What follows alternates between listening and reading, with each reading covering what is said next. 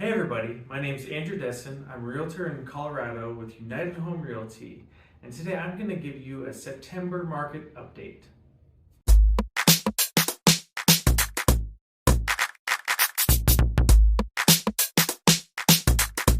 With this September market update, we're going to look back on the last 3 months, see how the summer panned out, and see what we might expect going forward based on what we've seen in the past. So first, let's look back on the last few months to see what has happened to get us to this point. First, you can see the close price, the median close price. You can see that's dipped down a tiny bit, and then when you look at that, a price per square foot, again, a little less variation there, but we're kind of moving the same direction. And then when you look at that compared to the close price to original list price ratio, what's the house listed for compared to what it actually sells for? And that has definitely changed. Prices are starting to go a little bit below list price. And then days in the MLS, great indicator of what the demand is like, how long are houses staying on the market. Here you've seen a pretty decent change. You've gone from 8 days to about 13 days. So almost double there. Definitely a change that we've seen, and a change that we did see last year too. Speaking of last year, I want to look back in the last 12 months, see what pattern we notice, and see if we're bound to repeat ourselves.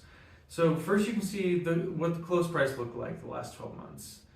You can see that curve right there, that things are going pretty well in the summer, and then we dip down pretty well into the fall, into the winter, only to come back up again in the spring. And the same story when you look at close price to original list price ratio. Houses started going below list price in the winter, only to come back up again. And then same thing with days in the MLS. We were fairly low, and then in the winter we went high, only to come back down again. Those usually operate in the inverse of those first two statistics.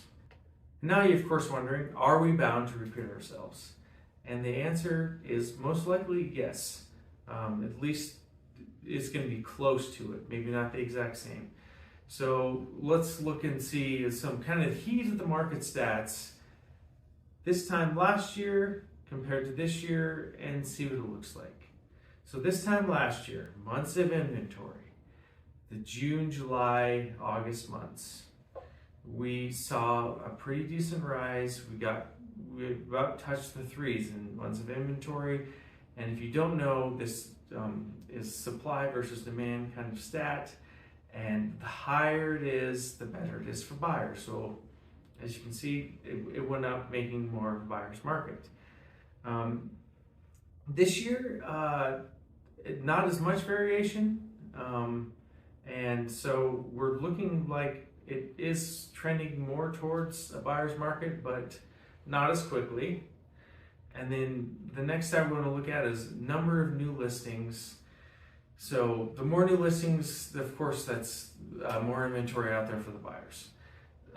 So you can see we're operating at a completely different level, because this time last year, the last summer months of 2022, we were at the 12,000s, then the 10,000s, then the 8,000s.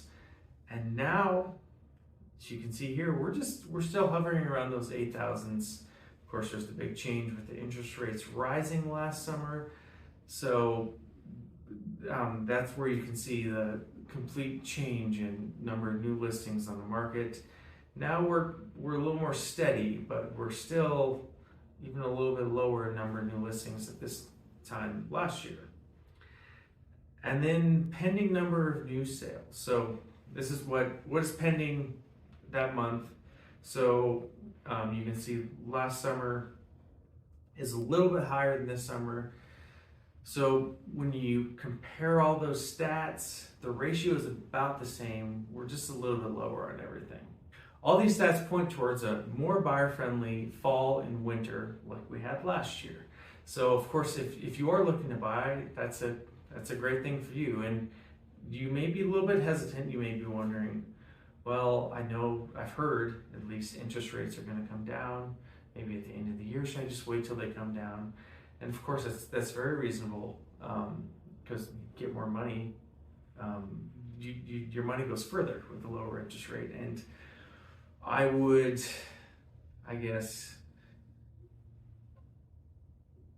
warn against that for this huge reason. Is we saw what it was like when the interest rates were lower. It was actually a much harder time for buyers to get into a home. And if you can't afford it and you can get into a home now, then that way, say when interest rates do get to a more comfortable point, you can refinance, get into that lower monthly payment. Because I do think it's going to be a harder time for buyers when those interest rates do lower, because there's going to be so much more competition out there. And then then I do think prices will come up, and we will see that ultra competitive market, maybe not as competitive before, but definitely more competitive than it is now.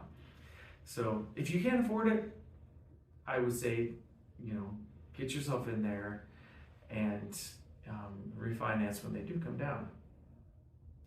Now on the seller side, you're wondering what to do as a seller.